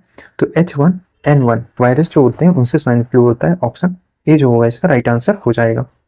ठीक, चलिए आगे बढ़ते हैं, अगला क्वेश्चन देखते हैं। पादप निकाय के किस भाग को पौधों का खाद्य कारखाना कहा जाता है हमें बताना है। तो जो पत्ता होते हैं उनको खाद्य कारखाना के रूप में जाना जाता है। तो ऑप्शन बी जो होगा इसका राइट आंसर हो जाएगा आपका। ठीक है, आगे बढ़ते हैं। स्वस्थ लाल रक्त कोशिकाओं के लिए कौन सा खनिज आवश्यक है जिसकी कमी के कारण अनीमिया हो जाता है। किसकी कमी के कारण अनीमिया होता है, तो आयरन की कमी के कारण अनीमिया होता है। ऑप्शन ए जो होगा इसका राइट आंसर हो जाएगा। ठीक है, चलिए आगे बढ़ते हैं, अगला क्वेश्चन हमारा क्या दे रहा है देखते हैं। लाइकेन डाट डाट प्रकार के संबंध का एक उदाहरण है। तो लाइकन जो है वह किन प्रकार का एक उदाहरण है, तो यह जो है आपका म्यूचुअलिज्म जो है उसका एक उदाहरण हो जाएगा। ऑप्शन सहपकारिता का एक उदाहरण हो जाएगा। ऑप्शन डी जो होगा इसका राइट आंसर हो जाएगा। ठीक है, चलिए आगे बढ़ते हैं, अगला क्वेश्चन क्या दे रहा है। निम्नलिखित में से कौन से सूक्ष्म जीवी के कारण प्लेग होता है, तो किसके कारण प्लेग होता है हमें बताना है। तो जीवाणुओं के कारण प्लेग होता है। ऑप्शन ए जो होगा इसका सही आंसर हो जाएगा। ठीक है, निम्नलिखित में से कौन सा वजन शिशुओं में कम जन्म के वजन से संबंधित है हमें बताना है। तो कम वजन से संबंधित है हमें बताना है। तो यह जो है आपका 250 ग्राम या 2.5 किलोग्राम से कम जो होता है वो आपका जन्म से वजन से संबंधित होता है। तो ऑप्शन ए जो होगा इसका सही आंसर हो जाएगा। ठीक, एंथ्रेक्स जो एक घातक रक्त रोग का कारण बनता है किस प्रकार का सूक्ष्म जीवी है बताना है। तो यह जो है आपका जीवाणु का सूक्ष्म जीव हो जाएगा। ऑप्शन बी जो होगा इसका राइट आंसर हो जाएगा। ठीक है, मिनी माता रोग का प्रकोप डट डट द्वारा जल प्रदूषण के कारण होता है हमें बताना है। तो यह आपका मरकरी के कारण होता है अर्थात पारा की वजह से होता है। ऑप्शन डी जो होगा इसका राइट आंसर हो जाएगा। ठीक है, आगे बढ़ते हैं। पोषण की वह कौन सी विधि है जिसमें जीव मृत्यु और क्षयकारी पदार्थ से पोषक तत्वों को घोल के रूप में ग्रहण करते हैं हमें बताना है। तो इसका जो सही आंसर हो जाएगा मृत्युपोषी हो जाएंगे मेरे हिसाब से। ऑप्शन डी जो हो इसका राइट आंसर हो जाएगा। शरीर में ऊतकों की अनियंत्रित वृद्धि के कारण निम्न में कौन सा रोग होता है, तो कौन सा रोग हो जाता है, तो इसमें कैंसर हो जाता है। ऑप्शन सी जो होगा इसका राइट आंसर हो जाएगा। ठीक है, कोशिका का शक्ति ग्रह कौन सा है इसमें हमें बताना है। तो वह है आपका सूत्रकणिका जो होता है वह आपका कोशिका का शक्ति ग्रह होता है, पावर हाउस। माइटोकॉन्ड्रिया जो होता है वह पावर हाउस के रूप में जाना जाता है सूत्रकणिका। ज्यादातर हम लोग जो इससे वो होते हैं फैमिलियर हैं वो आपका माइटोकॉन्ड्रिया से। लेकिन अगर जो हिंदी में पूछ लिया ना सूत्रकणिका क्या है या मतलब सिर्फ सूत्रकणिका ही दे दिया तो लटक जाएंगे हम लोग। चलिए आगे बढ़ते हैं। किसी कोशिका के भीतर केंद्र में स्थित विशिष्ट गोलाकार संरचना को क्या कहा जाता है हमें बताना है। तो गोलाकार जो संरचना होता है उसको आपको नाभिक कहा जाता है। ऑप्शन सी जो होगा इसका सही आंसर हो जाएगा। चलिए, गुर्दे की पथरी का चिकित्सीय शब्द पद निम्नलिखित में से कौन सा है हमें बताना है। तो वृक्का आसमा जो है वह इसका शब्द पद हो जाएगा। ऑप्शन ए जो है इसका राइट आंसर हो जाएगा। चलिए आगे बढ़ते हैं। राइबोजियम और कुछ नील हरित शैवाल जैसे सूक्ष्म जीवों किसके स्थिरीकरण में मदद करते हैं हमें बताना है। तो नाइट्रोजन के स्थिरीकरण में यहाँ मदद करते हैं। ऑप्शन डी जो होगा इसका राइट आंसर हो जाएगा। ठीक, चलिए आगे बढ़ते हैं, अगला क्वेश्चन देखते हैं। कौन विटामिन की कमी के कारण इंसानों में रक्त अल्पता हो जाता है। तो रक्त अल्पता किसकी कमी के कारण होता है, तो B6 की कमी से होता है मेरे हिसाब से। एक बार क्रॉस चेक कर लेते हैं। सॉरी, B9 और B12 की वजह से होता है। ठीक है, तो इसका जो सही आंसर हो जाएगा B12 हो जाएगा। Option number B. निम्न में से कौन सा रोग लीवर कैंसर से जुड़ा हुआ है हमें बताना है। तो हेपेटाइटिस बी जो है वो आपका लीवर कैंसर से जुड़ा हुआ है। ऑप्शन डी जो होगा इसका राइट आंसर हो जाएगा। ठीक है, निम्नलिखित में से किसे नीले हरित शैवाल के रूप में जाना जाता है हमें बताना है। तो साइनोबैक्टीरिया जो है उसको इसके रूप में जाना जाता है। ऑप्शन सी जो होगा इसका राइट आंसर हो जाएगा। ठीक है, निम्नलिखित में से कौन सा रोग फ्लाइंग फंगस या फल जातुक के माध्यम से फैलता है हमें बताना है। तो यह कौन सा रोग है जो फैलता है। तो यह आपका तिपा वायरस जो है वह इसकी वजह से फैलता है। ऑप्शन डी जो होगा इसका राइट आंसर हो जाएगा। डाट डाट को कोशिका की प्रोटीन फैक्ट्री के रूप में जाना जाता है। तो राइबोसोम जो है इसको कोशिका की प्रोटीन फैक्ट्री के रूप में जाना जाता है। ऑप्शन ए जो होगा इसका राइट आंसर हो जाएगा। निम्नलिखित में से कौन काला आजार रोग के लिए रोगवाहक के रूप में कार्य करता है। तो काला आजार जो होता है वह सैंड फ्लाई अर्थात सैंड मक्खी जो होती उससे फैलता है। तो ऑप्शन सी जो होगा इसका सही आंसर हो जाएगा। चलिए आगे बढ़ते हैं, अगला क्वेश्चन देखते हैं क्या दे रहा है हमारा। निम्नलिखित में से कौन से विषाणु के कारण लघु मसूरिका होता है। तो लघु मसूरिका किसके कारण होता है इसमें तो हमें बताना है। तो वह जो होता है बेरिसेला जोस्टस विषाणु जो होता है बेरिसेला जोस्टस वायरस उसकी वजह से होता है। ऑप्शन डी जो होगा इसका राइट आंसर हो जाएगा। आगे बढ़ते हैं, अगला क्वेश्चन हमारा क्या दे रहा है देखते हैं। निम्नलिखित में से किस रोग को रूबियोला भी कहा जाता है। तो इसमें से किस रोग को रूबियोला कहा जाता है। तो वह खसरा को रूबियोला कहा जाता है। ऑप्शन बी जो होगा इसका राइट आंसर हो जाएगा। ठीक, चलिए आगे बढ़ते हैं, अगला क्वेश्चन देखते हैं क्या दे रहा है हमारा। मस्तिष्क का कौन सा हिस्सा लार सत्रों और रक्तचाप जैसी अस्वैच्छिक क्रियाओं को नियंत्रित करता है हमें बताना है। तो मज्जा जो है वह इन क्रियाओं को नियंत्रित करता है। ऑप्शन डी जो होगा इसका सही आंसर हो जाएगा। ठीक, चलिए आगे बढ़ते हैं। निम्नलिखित में से कौन सा रोग संक्रमित पशुओं की लार से संक्रमित होता है। तो रेबीज जो है वह संक्रमित पशुओं के लार से संक्रमित होता है। ऑप्शन डी जो होगा इसका राइट आंसर हो जाएगा। ठीक है, आगे बढ़ते हैं। कैक्टस किस प्रकार के पौधे का एक उदाहरण है। जो कैक्टस है वह गूदेदार पादप का एक उदाहरण है। ऑप्शन डी जो होगा इसका राइट आंसर हो जाएगा। निम्नलिखित में से कौन सा संक्रमण शील रोग का एक उदाहरण है इसमें से। तो क्षय रोग जो होता है वह एक आपका संक्रमणशील रोग होता है। ऑप्शन ए जो होगा इसका राइट आंसर हो जाएगा। ट्यूबरकुलोसिस भी इसको कहा जाता है अर्थात टीबी। ठीक है, चलिए आगे बढ़ते हैं, अगला क्वेश्चन हमारा क्या दे रहा है।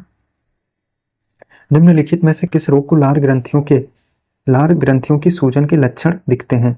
तो यह है आपका कंठमाल अर्थात गलगंड रोग जो होता है उसकी वजह से लार ग्रंथियों में सूजन आ जाती है। तो ऑप्शन डी जो होगा अर्थात डी जो होगा इसका सही हो जाएगा मम्स। ठीक, चलिए आगे बढ़ते हैं, अगला क्वेश्चन देखते हैं क्या है। माइकोसापनासी डाट डाट से प्राप्त एक पौधानाशक पदार्थ है। तो किससे प्राप्त किया जाता है हमें बताना है। तो यह कवक से प्राप्त किए जाते हैं। ऑप्शन सी जो होगा इसका राइट आंसर हो जाएगा। आगे बढ़ते हैं। निम्नलिखित में से कौन से विटामिन की कमी से रतौंधी रोग होता है जो मानव में पूर्ण दृष्टिहीनता का कारण बनता है हमें बताना है। तो वह है आपका विटामिन ए अर्थात ऑप्शन बी जो होगा इसका राइट आंसर हो जाएगा। ठीक है, आगे कुछ विटामिन के नाम दिए गए हैं उनसे संबंधित जो रोग है वो देख लेते हैं। विटामिन ए से जो होता है वह आपका रतौंधी हो जाएगा। सी से जो होता है वह स्कर्वी हो जाएगा। ठीक है, डी से जो होता है वह आपका रिकेट्स हो जाएगा सूखा रोग। ई से जो होता है जनन क्षमता प्रभावित हो जाता है। चलिए आगे बढ़ते हैं। स्पाइना बिफिडा नामक जन्म दोष को रोकने के लिए किस विटामिन की आवश्यकता होती है हमें बताना है। तो इसमें आपका फोलेट जो होता है उसकी आवश्यकता होती है। ऑप्शन डी जो होगा इसका राइट आंसर हो जाएगा आपका। ठीक है, निम्नलिखित में से किस रोग को आमतौर पर मस्तिष्क ज्वार के नाम से जाना जाता है। तो आपका मस्तिष्क कोप जो है उसको जाना जाता है। ऑप्शन डी जो होगा इसका राइट आंसर हो जाएगा। निम्नलिखित में से कौन सा एक अनुवांशिक विकार नहीं हमें बताना है। तो मिक्सिडीमा जो है वो आपका अनुवांशिक विकार नहीं है। ऑप्शन ए जो होगा इसका सही आंसर हो जाएगा। गैस्ट्राक्नीमियस मांसपेशी मानव शरीर के किस भाग में स्थित है हमें बताना है। तो यह जो है आपका किस में स्थित है। ये जो होती है ना ये आपके घुटनों में स्थित होती है, मतलब निचली टांग जो होंगी उसमें यहाँ स्थित होगी। घुटने के नीचे जो होता है ना उसमें स्थित होता है। तो ऑप्शन डी जो होगा इसमें निचली टांग दे रखा है। ऑप्शन डी जो होगा इसका राइट आंसर हो जाएगा आपका। ठीक है, चलिए आगे बढ़ते हैं, अगला क्वेश्चन देखते हैं। श्वसन के दौरान मनुष्य के द्वारा छोड़ी जाने वाली सांस को कार्बन डाइऑक्साइड का प्रतिशत लगभग कितना होता है हमें बताना है। तो अभी हम लोगों ने ऊपर देखा था 0.03%, लेकिन वो नहीं दिया इसमें दिया 0.04%। तो हम लोग यही मान लेंगे। तो ऑप्शन एक मिनट माफ करना भाई, ये वायुमंडल में जो होता है ना वो आपका 0.03% होता है, लेकिन ये पूछ रहा है मानव द्वारा छोड़ी गई सांस जो है उसमें कार्बन डाइऑक्साइड की मात्रा, तो उसमें जो होता है वो 4% होता है। ऑप्शन बी जो होगा इसका सही आंसर हो जाएगा। ठीक है, माफ करना। अब देखो इसमें हम लोग जो अंतः श्वास करते हैं उसमें नाइट्रोजन 79% जितना होता है उतना ही हम लोग ग्रहण करते हैं, ठीक है। और ऑक्सीजन जो है वह हम लोग 21% ग्रहण करते हैं, ठीक है। कार्बन डाइऑक्साइड जो है जो पहले से वायु में मौजूद है अर्थात 0.03%, तो उतना ग्रहण करते हैं, ठीक है। अब जब हम लोग उच्छ्वास करते हैं मतलब सांस को छोड़ते हैं तो नाइट्रोजन जितना ग्रहण करते हैं पूरा छोड़ देते हैं। ऑक्सीजन जो है वह हम लोग 17% छोड़ते हैं क्योंकि 4% हमारा शरीर एब्जॉर्व करता है, ठीक है। और कार्बन डाइऑक्साइड उसकी जगह पर 4% बाहर निकलता है। 4% में उसमें जो कार्बन डाइऑक्साइड होता है वो बाहर निकलता है और शरीर से और भी कार्बन डाइऑक्साइड लेके बाहर निकलता है, ठीक है। चलिए आगे बढ़ते हैं, अगला क्वेश्चन देखते हैं। ब्लू बेबी सिंड्रोम में खनिज प्रदूषण के कारण होता है, तो किस खनिज प्रदूषण के कारण होता है? तो नाइट्रेट की अधिकता के कारण ब्लू बेबी सिंड्रोम होता है। ऑप्शन बी जो होगा इसका सही आंसर हो जाएगा। छोटी आंत का उंगली की तरह का छोटी हिस्सा जो पोषक तत्वों को सोख लेता है क्या कहलाता है? तो बिली कहलाता है। ऑप्शन सी जो होगा इसका राइट आंसर हो जाएगा आपका, ठीक। चलिए आगे बढ़ते हैं, अगला क्वेश्चन देखते हैं। हाइपोक्लेमिया किसकी कमी के कारण होता है इसमें? तो पोटेशियम की कमी के कारण यह होता है। ऑप्शन सी जो होगा इसका राइट आंसर हो जाएगा। बौनेपन पौधों को होने वाला बौनापन रोग किसकी कमी के कारण होता है हमें बताना है। तो थॉरेक्सिन हार्मोन जो होता है उसकी कमी के कारण बौनापन रोग हो जाता है। तो ऑप्शन ए जो होगा इसका राइट आंसर हो जाएगा, ठीक। चलिए आगे बढ़ते हैं। पोलियो टीके के लिए नैनोपेज का आविष्कार किसने किया हमें बताना है। तो मार्क कैडेल जो है उसने किया है। तो ऑप्शन बी जो होगा इसका राइट आंसर हो जाएगा, ठीक है। आगे बढ़ते हैं। निम्नलिखित में से कौन सा यौन संचारित रोग नहीं हमें बताना है। तो टाइफस जो है वो आपका यौन संचारित रोग नहीं है। ऑप्शन सी जो होगा इसका राइट आंसर हो जाएगा, ठीक। आगे देखते हैं। फ्लू बुखार किस जीवाणु के कारण होता है हमें बताना है। तो कॉक्सिला बर्निटी जो है उसके कारण होता है। ऑप्शन सी जो होगा इसका राइट आंसर हो जाएगा। शरीर के किस भाग में त्रिज्या अस्थि स्थित है? त्रिज्या अस्थि स्थित है मतलब तीन कोने की अस्थि कहाँ पर स्थित है? तो यह आपका कलाई में स्थित है। ऑप्शन ए जो होगा इसका राइट आंसर हो जाएगा। निम्नलिखित में से किसे मांसपेशीय कंकालीय प्रणाली विशेष रूप से रीढ़ के यांत्रिक विकारों का निदान और उपचार कहा जाता है हमें बताना है। तो यह जो है आपका कायरोप्रैक्टिक चिकित्सा पद्धति में माना जाता है। तो ऑप्शन बी जो होगा इसका राइट आंसर हो जाएगा, ठीक है। प्रतिरक्षात्मक रोगों का इलाज निम्न में से किस दवा से किया जाता है हमें बताना है। तो गामा ग्लोबुलिन के से किया जाता है। ऑप्शन ए जो होगा इसका राइट आंसर हो जाएगा। अंडे की सफेदी में मौजूद प्रोटीन जो विटामिन बी7 के अवशोषण को रोकता है वह दिए गए विकल्पों में से कौन सा होगा हमें बताना है। तो यह होगा एल्ब्यूमिन जो होता है उसमें होता है। तो ऑप्शन ए जो होगा इसका सही आंसर हो जाएगा आपका, ठीक है। आगे बढ़ते हैं। रोजेसिया एक आम बीमारी है जो मानव शरीर के किस भाग को प्रभावित करता है। तो यह जो है आपका त्वचा को प्रभावित करता है। तो ऑप्शन सी जो होगा इसका राइट आंसर हो जाएगा आपका, ठीक है। मानव शरीर में श्रोणि कंकाल का आकार क्या होता है? श्रोणि कंकाल जो होता है वो आपका त्रिकोण होता है। अभी हम लोगों ने ऊपर भी एक देखा था त्रिकोण जो है यह आपके हथेली में पाया जाता है। इसका थोड़ा एक्सप्लेनेशन भी देख लेंगे क्योंकि और भी चीजें जानकारी मिलेंगी। देखो मानव शरीर में श्रोणि कंकाल का आकार त्रिकोण होता है। श्रेणी मेखला पैरों की अस्थियों को अपने जोड़ने के लिए संधि स्थल को प्रदान करती हैं। यह अंतरांगों को रक्षा प्रदान करती हैं। श्रेणी मेखला 3 प्रकार की अस्थियों से मिलकर बनी होती हैं जैसे एलियस, इस्चियम और प्यूबिस, ठीक है। चल आगे बढ़ते हैं। क्रोमेटिन जिसमें गहरी धारियां होती हैं और जो अधिक घना भरा होता है उसे क्या कहा जाता है? तो उसको आपको हेट्रोक्रोमेटिन कहा जाता है। ऑप्शन सी जो होगा इसका राइट आंसर हो जाएगा आपका, ठीक है। चलिए आगे बढ़ते हैं। कौन सा खनिज मांसपेशियों और तंत्रिका तंत्र को सक्रिय और नियंत्रित करता है हमें बताना है। तो मैग्नीशियम है वह आपके मांसपेशियों और तंत्रिका तंत्र को सक्रिय और नियंत्रित करता है। तो ऑप्शन डी जो होगा इसका राइट आंसर हो जाएगा आपका, ठीक है। आगे बढ़ते हैं, अगला क्वेश्चन देखते हैं। निम्नलिखित में से किस प्रकार की विषाक्तता में से किसको प्लम्बिसम भी कहा जाता है? तो किसको कहा जाता है हमें बताना है। तो सीसा विषाक्तता जो होता है इसको प्लम्बिसम भी कहा जाता है। ऑप्शन डी जो होगा इसका राइट आंसर हो जाएगा। कार्डियोलॉजी में दिल की धड़कन का अध्ययन करने के लिए निम्नलिखित में से किसका प्रयोग किया जाता है हमें बताना है। तो कैथोड रे ऑसिलोस्कोप का प्रयोग किया जाता है। ऑप्शन बी जो होगा इसका राइट आंसर हो जाएगा, ठीक है। चलिए आगे बढ़ते हैं। जब खाने में लंबे समय तक हरी सब्जियां का प्रयोग नहीं किया जाता है तो निम्न में कौन सी बीमारी हो जाती है। तो राती अंधता हो जाता है। ऑप्शन सी जो होगा इसका राइट आंसर हो जाएगा। मज्जा के गठन में कौन सी विटामिन मदद करता है हमें बताना है। तो इसमें जो है आपका B6 मदद करे सॉरी माफ करना, कोलेजन मतलब मज्जा के निर्माण में विटामिन सी मदद करेगा। ऑप्शन डी जो होगा इसका सही आंसर हो जाएगा। निम्नलिखित में से कौन से विटामिन को मानव शरीर में संश्लेषित किया जा सकता है, हमें बताना है। तो विटामिन B3 को जो मानव के शरीर में संश्लेषित किया जा सकता है, ऑप्शन डी जो होगा इसका राइट आंसर हो जाएगा। जल निकायों में निम्नलिखित में से किन पोषक तत्वों में वर्धित स्तर के कारण अतिपोषण होता है, हमें बताना है। तो फास्फेट की वजह से होता है, ऑप्शन बी जो होगा इसका राइट आंसर हो जाएगा। ठीक है, निम्नलिखित स्रोतों में से किसके माध्यम से पौधे हाइड्रोजन प्राप्त करते हैं, हमें बताना है। तो मृदा जल से हाइड्रोजन प्राप्त करते हैं। ठीक है, चलिए आगे बढ़ते हैं। अगला क्वेश्चन हमारा क्या दे रहा है। आदर्श स्थिति में एक नए पादप या पौधे में पुनर्जीवित या विकसित करने के लिए एक कोशिका के गुण को डाट डाट के रूप में जाना जाता है। तो किस रूप में जाना जाता है? तो टोटी पोटेंसी के रूप में इसको जाना जाता है, ऑप्शन बी जो होगा इसका राइट आंसर हो जाएगा। ठीक है, कौन सा स्तनधारी प्राणी उड़न लोमड़ी के रूप में जाना जाता है? तो चमगादड़ को इसके रूप में जाना जाता है, ऑप्शन बी जो होगा इसका राइट आंसर हो जाएगा आपका। विज्ञान की निम्नलिखित शाखाओं में से कौन सी आंत के अंगों का अध्ययन से संबंधित है, हमें बताना है। तो यह आपका स्प्लैंक्नोलॉजी जो होता है वह इससे संबंधित है, ऑप्शन बी जो होगा इसका राइट आंसर हो जाएगा। अंकुरण के दौरान जल्दी पुष्पण की प्रक्रिया को प्रेरित करने के लिए बीज को द्रुत शीतलन उपचार की प्रक्रिया में कौन सी प्रक्रिया कहा जाता है, हमें बताना है। तो यह जो है आपका बीज प्रशीतन कहलाता है, ऑप्शन सी जो होगा इसका राइट आंसर हो जाएगा। एक वस्तु या एक वर्ग एक से अधिक मूल वस्तुओं या मूल वर्ग के गुणों और विशेषताओं को प्राप्त कर सकता है, उसे निम्न में किस नाम से जाना जाता है, हमें बताना है। तो एकाधिक वंशागति जो होता है उससे जाना जाता है, ऑप्शन ए जो होगा इसका सही आंसर हो जाएगा।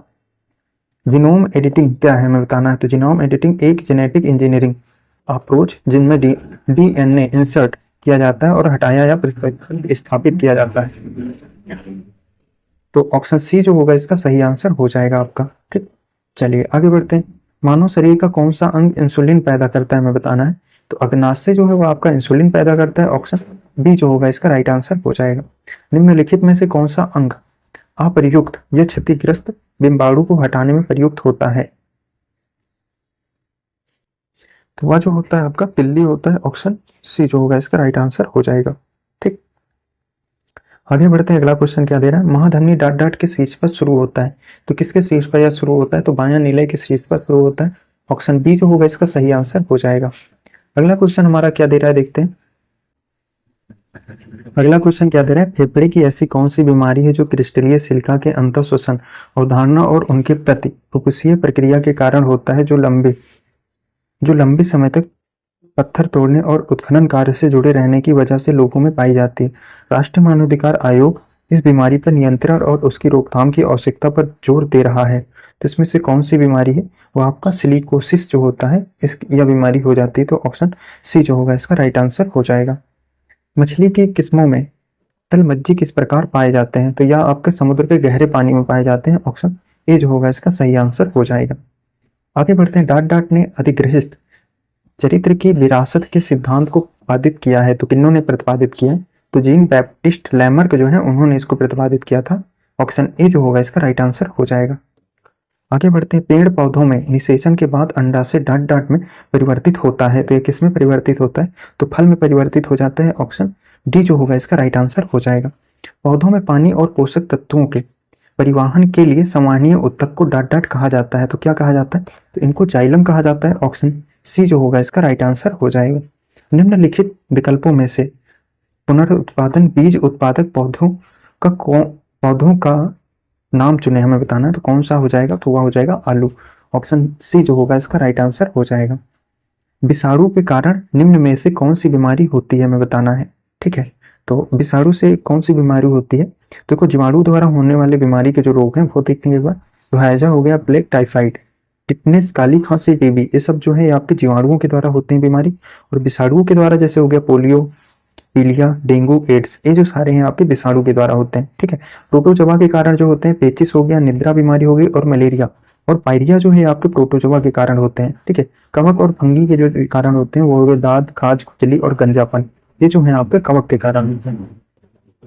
आगे देखते हैं अगला क्वेश्चन हमारा क्या दे रहा है। खून में कुछ कोशिकाओं की उपस्थिति के कारण रक्त के थक्का का गठन होता है, इन कोशिकाओं को क्या कहा जाता है, हमें बताना है।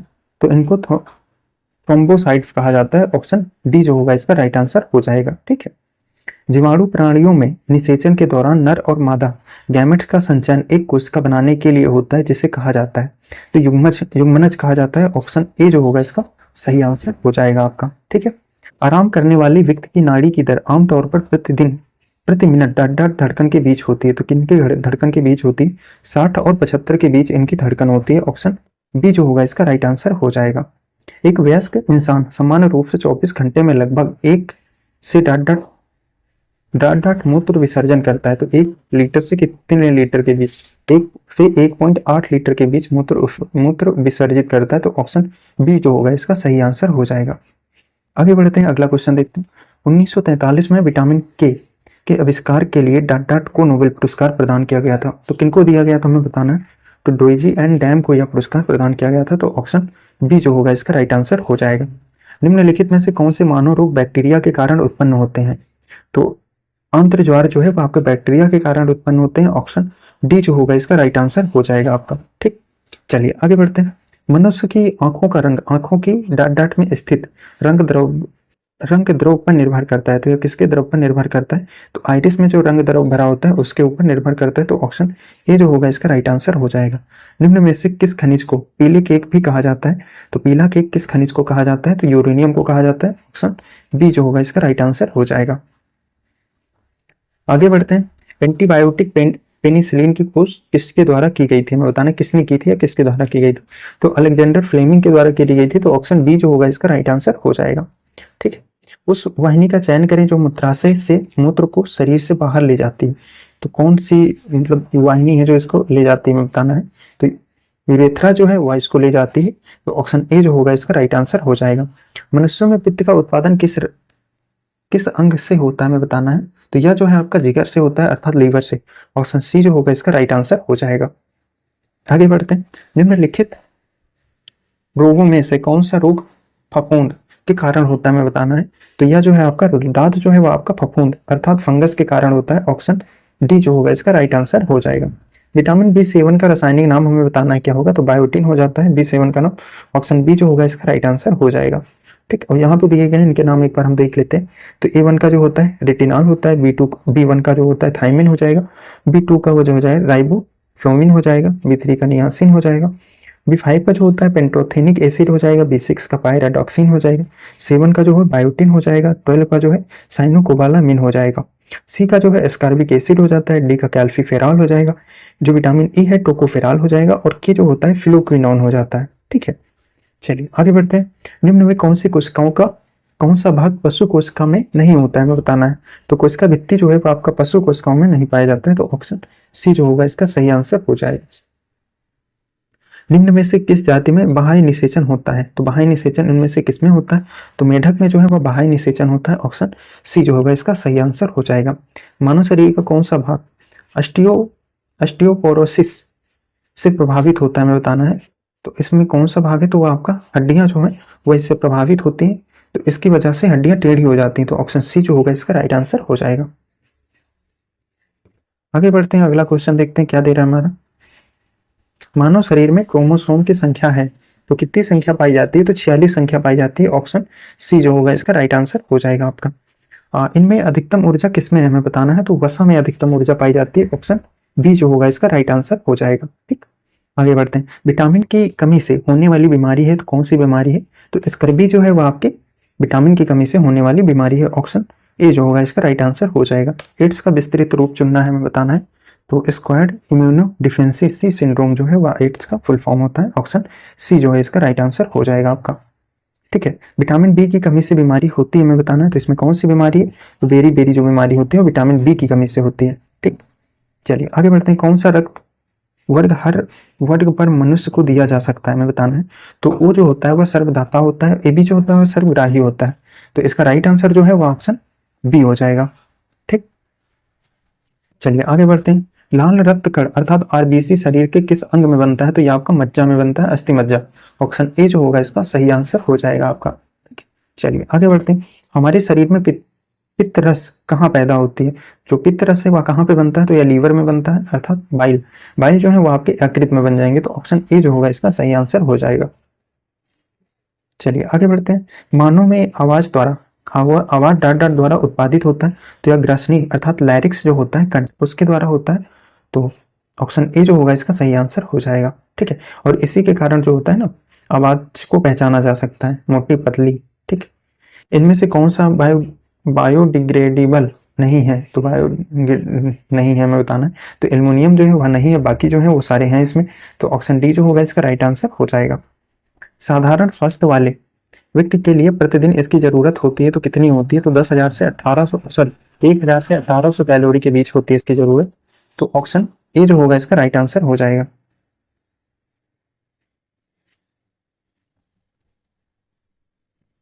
जब मधुमक्खियों एवं तितलियों फूलों पर बैठती हैं तो ये पुष्पों की क्रिया प्रक्रिया के सीधे तौर पर सहायता करती हैं। तो कौन सी क्रिया करती हैं? तो परागकण जो क्रिया होती है उसमें इनकी सहायता करती हैं फूलों के। तो ऑप्शन डी जो होगा इसका राइट आंसर हो जाएगा। ठीक है, और हाइड्रोकार्बन ग्लूकोज में विभाजित होता है, लेकिन ग्लूकोज रक्त में रहता है और रोग में एक हार्मोन्स की कमी के कारण ग्लाइकोजन के रूप में संग्रहित नहीं होता है, हमें बताना है। तो मधुमेह मधुमेह मिलेटिस है। ऑप्शन डी जो होगा इसका सही आंसर हो जाएगा। ठीक, चलिए। मैं गिर गया था और मेरे हाथ की हड्डी, सॉरी मेरे हाथ की टूटी हुई है हड्डी को पुनः जोड़ने के लिए जिप्सम का प्लास्टर 6 हफ्ता के लिए लगाया गया था। तो जिप्सम डैश है, तो जिप्सम क्या है? कैल्शियम सल्फेट है जिप्सम। ऑप्शन सी जो होगा इसका सही आंसर हो जाएगा। ठीक, चलिए आगे बढ़ते हैं। हृदय रोग विशेषज्ञ ने डैश का रिकॉर्ड दर्ज करने के लिए रोग का ईसीजी किया था। तो हृदय गति को, आवेग का प्रवाह को मतलब जांचने के लिए ये ईसीजी का प्रयोग किया होगा। तो ऑप्शन सी जो होगा इसका राइट आंसर हो जाएगा। आगे बढ़ते हैं, अगला क्वेश्चन हमारा क्या दे रहा है? पुष्प पौधों में युग्मनज का निर्माण डैश के अंत में होता है। तो किसके अंत में होता है? तो निषेचन के अंत में होता है। ऑप्शन बी जो होगा इसका सही आंसर हो जाएगा। आगे बढ़ते हैं, किशोरावस्था में लड़कियों में माहवारी की शुरुआत को कहा जाता है। तो इसको क्या कहा जाता है? रजोदर्शन कहा जाता है। ऑप्शन ए जो होगा इसका राइट आंसर हो जाएगा आपका। शिशुओं में प्रेम रोग, क्वासियोकर और मरामस मरासमस किसकी कमी के कारण होता है? तो यह प्रोटीन की कमी से होता है। ऑप्शन सी जो होगा इसका राइट आंसर हो जाएगा। आगे बढ़ते हैं, कैप्सूल का आवरण बना होता है, जो कैप्सूल का आवरण होता है वह स्टार्च का बना होता है। स्टार्च का ही तो बना होता है, लेकिन उन्होंने क्या दे दिया भाई? कठोर जल कैप्सूल सेलुलोज का बना होता है। अच्छा एक मिनट, इसमें दोनों दिया है, प्रश्न आयोग द्वारा रद्द कर दिया गया था। वैसे मुलायम जल कैप्सूल का आवरण जो है वह स्टार्च के द्वारा बना होता है, और जो कठोर जल कैप्सूल होता है उसका आवरण सेलुलोज का बना होता है। ठीक है, तो यह दोनों का बना होता है। चलिए आगे बढ़ते हैं। बोतल का दूध पीने वाले बच्चे की तुलना में माँ का दूध पीने वाले बच्चे में निम्नलिखित में से कौन से विशिष्ट लक्षण होते हैं, हमें बताना है। तो इनमें कौन से विशिष्ट लक्षण पाए जाते हैं, हमें बताना है। तो देखो, यह कम मोटा होता है। ठीक है, इसमें रोगों के प्रतिरोधक अधिक मिलते हैं, उससे विटामिन एवं प्रोटीन अधिक मिलता है। ठीक है, तो पहला पॉइंट जो है इसका सही आंसर हो जाएगा ऑप्शन ए। ठीक, चलो आगे बढ़ते हैं। मानव शरीर में रक्त का थक्का विटामिन सी जमता है। किससे जमता है? तो विटामिन के से जमता है। तो ऑप्शन ए जो होगा इसका राइट आंसर हो जाएगा। निम्नलिखित में से किसकी कमी से स्कर्वी रोग होता है? तो विटामिन सी की कमी से स्कर्वी रोग होता है। तो ऑप्शन डी जो होगा इसका राइट आंसर हो जाएगा आपका। RH कारक का नाम किसके आधार पर पड़ा था? तो यह बंदर के नाम पर पड़ा था। तो ऑप्शन ए जो होगा इसका सही आंसर हो जाएगा। आगे बढ़ते हैं। 1 किलो मक्खन मनुष्य के लिए 1 किलो शर्करा से अधिक ऊर्जावान है, क्योंकि भैया एक वसा अणु में शर्करा से अधिक CH बंद होते हैं। तो ऑप्शन सी जो होगा इसका सही आंसर हो जाएगा। एड्स का कारण है, तो एड्स का कारण क्या है? HIV। ऑप्शन डी जो होगा इसका राइट आंसर हो जाएगा। लाल रक्त सेल के निर्माण के लिए निम्न में से क्या आवश्यक है? होलिक अम्ल जो होता है उसकी आवश्यकता होती है। ऑप्शन ए जो होगा इसका सही आंसर हो जाएगा। निम्नलिखित में से कौन कठोर जल में उपस्थित है, हमें बताना है। तो कैल्शियम जो होता है वह आपके कठोर जल में उपस्थिति होती है। ऑप्शन ए जो होगा इसका राइट आंसर हो जाएगा आपका। चलिए आगे बढ़ते हैं। निम्न ताप में जीवों के परीक्षण का अध्ययन कहलाता है। तो क्या कहा जाता है इसको? तो यह जो है आपका क्रायोबायोलॉजी कहलाता है। ऑप्शन बी जो होगा इसका राइट आंसर हो जाएगा। ठीक है, विटामिन ए का संश्लेषण होता है तो कहां पर होता है? तो यकृत में होता है। ऑप्शन सी जो होगा इसका राइट आंसर हो जाएगा। पैतृकता का निर्धारण अब किसके द्वारा संभव है, हमें बताना है। तो DNA जांच के द्वारा इसको संभव किया गया है। ऑप्शन बी जो होगा इसका राइट आंसर हो जाएगा। अपराध अन्वेषण में DNA टेस्ट क्या सिद्ध करता है, हमें बताना है। तो जैविक साक्ष्यों के अपराधी की पहचान को या सिद्ध करता है, तो ऑप्शन सी जो होगा इसका सही आंसर हो जाएगा। ठीक, चलिए आगे बढ़ते हैं। पसीना जैविक साक्ष्य के रूप में किस जांच में स्वीकार किया जाता है, हमें बताना है। तो ये आपका डीएनए जांच में पसीना से भी किया जा सकता है, तो ऑप्शन डी जो बी जो होगा इसका सही आंसर हो जाएगा। वाष्प उत्सर्जन में क्या होता है? पत्तियों से पानी, पत्तियों में कार्बन डाइऑक्साइड निकलता है, ठीक है। नहीं, पत्तियों में कार्बन डाइऑक्साइड निकलता नहीं है, ये लोग सोखते हैं ना।